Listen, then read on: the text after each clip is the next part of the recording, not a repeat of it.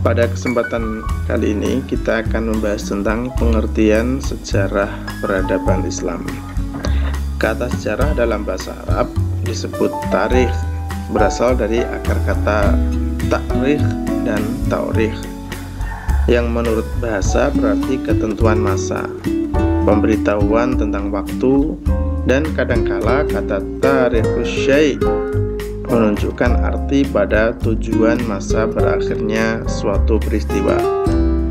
Sedang menurut istilah berarti keterangan yang telah terjadi di kalangannya pada masa yang telah lampau atau pada masa masih ada.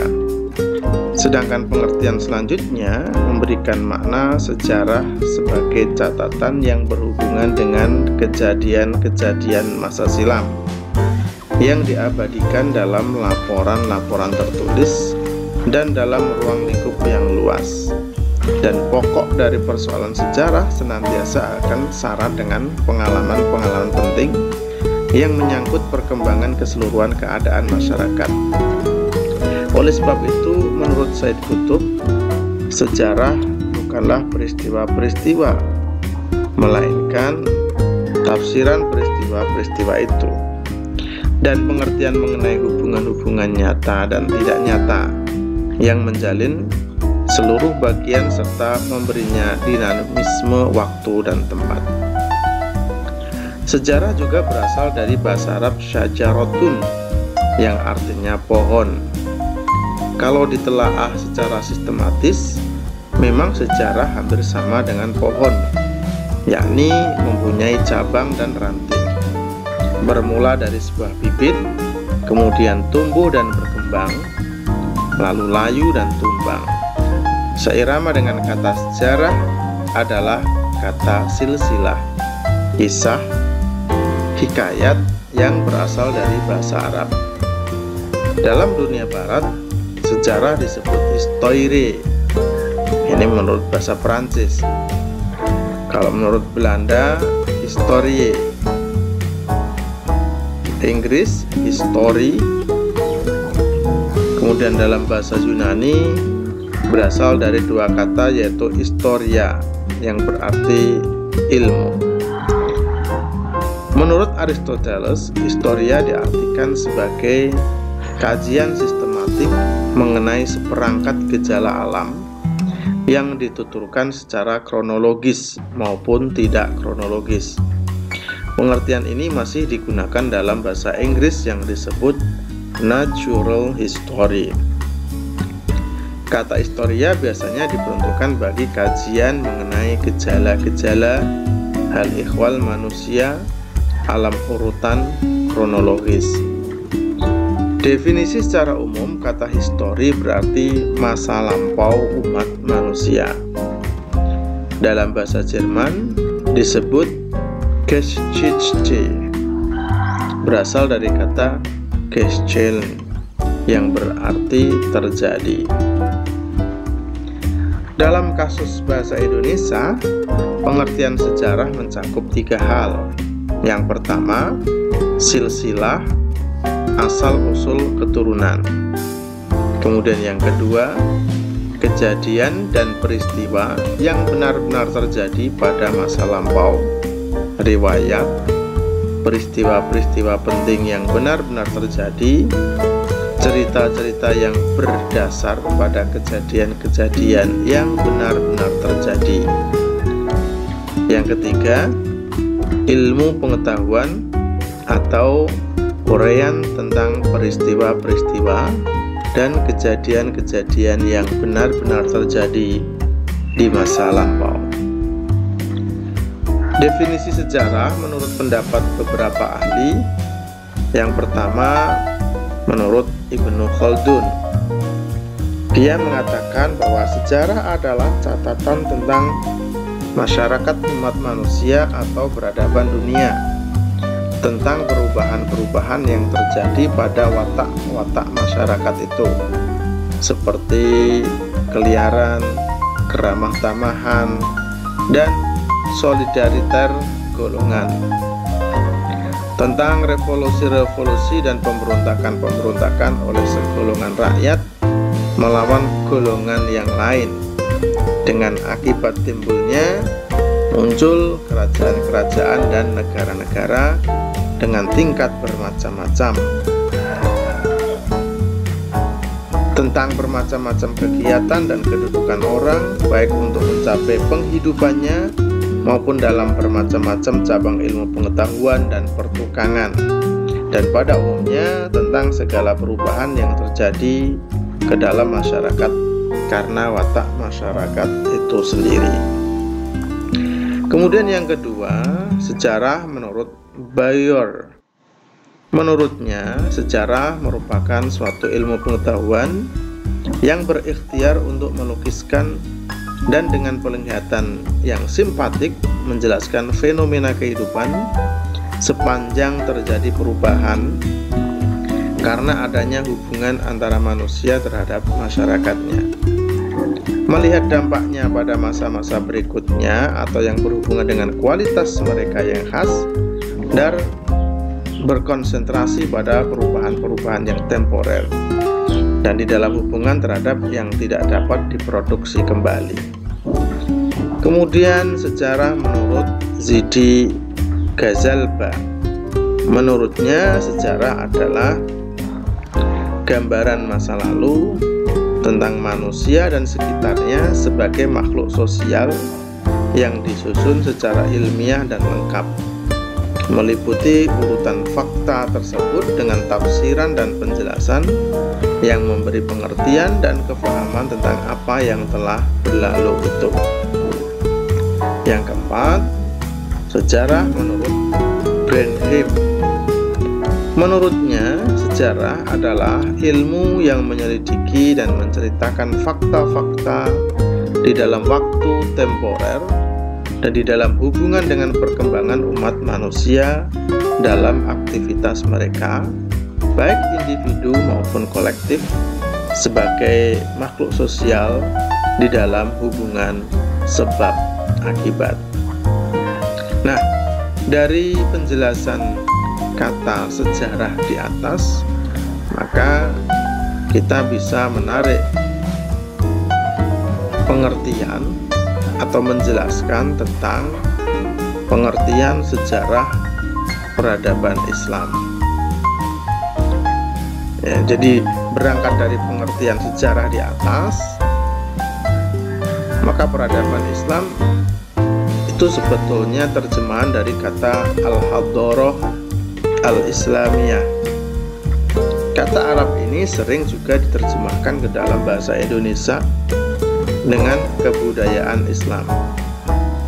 Kebudayaan dalam bahasa Arab disebut as-saqafah.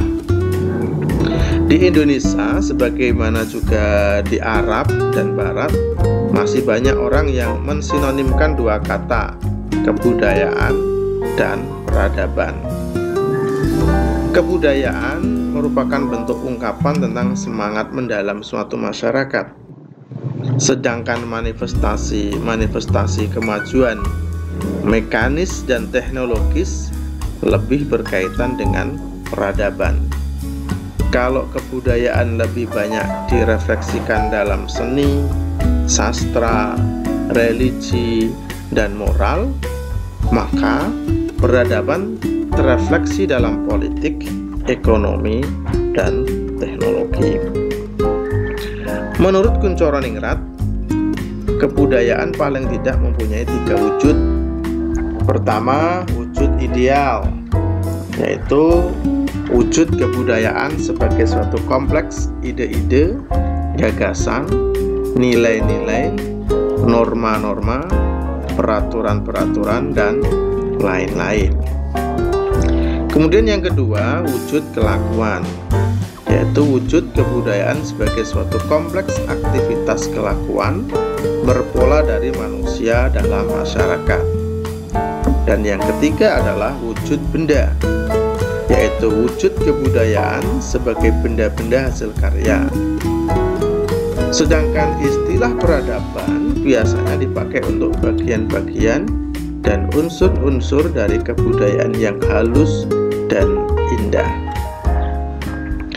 Dalam definisi peradaban yang dimaksud di sini yakni Islam yang diwahyukan kepada Nabi Muhammad SAW, yang telah membawa bangsa Arab yang semula terbelakang, bodoh, tidak terkenal, dan diabaikan oleh bangsa-bangsa lain, berubah menjadi bangsa yang maju dan cepat mengembangkan dunia, membina satu kebudayaan dan peradaban yang sangat penting, artinya dalam sejarah manusia hingga sekarang.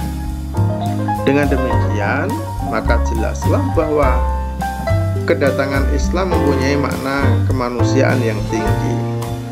Cita-cita dan semangat Islam adalah peneguhan kemanusiaan, memperteguh kesetiaan manusia terhadap tugas dan kewajibannya sebagai khalifah fil ard atau wakil Allah di muka bumi. Menurut H.A.R. Gibb, bahwa Islam sesungguhnya lebih dari sekedar agama. Ia adalah peradaban yang sempurna, karena yang menjadi pokok kekuatan dan sebab timbulnya kebudayaan adalah agama Islam. Kebudayaan yang ditimbulkannya dinamakan kebudayaan atau peradaban Islam.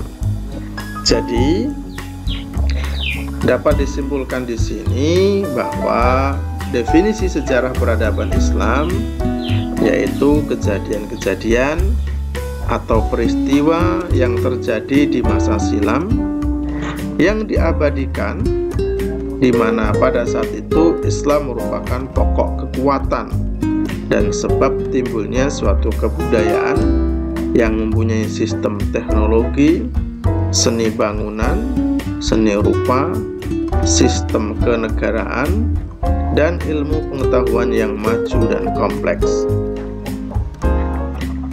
Sejak zaman Rasulullah SAW, kebudayaan Islam berkembang terus-menerus sejalan dengan perkembangan pemikiran dan meluasnya kekuatan politik dan daerah penganut Islam. Terbentuk bermacam-macam struktur, ide, dan lembaga-lembaga dalam politik. Juga muncul lapangan ibadat, lapangan hukum, lapangan seni, lapangan ekonomi, lapangan sosial, dan bermacam-macam lapangan kebudayaan yang lain. Yang jelas benar menonjol dalam perkembangan kebudayaan Islam yang berpusat pada Al-Quran itu adalah kedinamisannya menyerbu keluar dari keterbelakangan kebudayaan bangsa Arab yang hidup terpencil di gurun-gurun pasir yang tandus dan keluasan berpikir yang mendorongnya. Yang sangat menarik dalam perkembangan kebudayaan Islam dari abad ke-7 sampai ke-13 adalah bagaimana kebudayaan dan agama yang berasal pada bangsa Arab di gurun pasir yang miskin dan terpencil, tapi dengan pimpinan Nabi Muhammad SAW dan khalifah-khalifah Rasyidin dan khalifah raja-raja, dan yang disebut pertama kali dari kebudayaan saat itu adalah ilmu. Sedangkan landasan dari pembahasan ini yaitu peradaban Islam, yaitu adalah kebudayaan Islam, terutama wujud idealnya. Sementara landasan kebudayaan Islam adalah agama Islam. Jadi dalam Islam tidak seperti pada masyarakat yang menganut agama-agama bumi. Agama bukanlah kebudayaan, tetapi dapat melahirkan kebudayaan. Jadi agama itu bukan kebudayaan, tetapi agama dapat melahirkan kebudayaan. Kalau kebudayaan merupakan hasil cipta, rasa dan karsa manusia, maka agama Islam adalah wahyu dari Allah Subhanahu wa Ta'ala.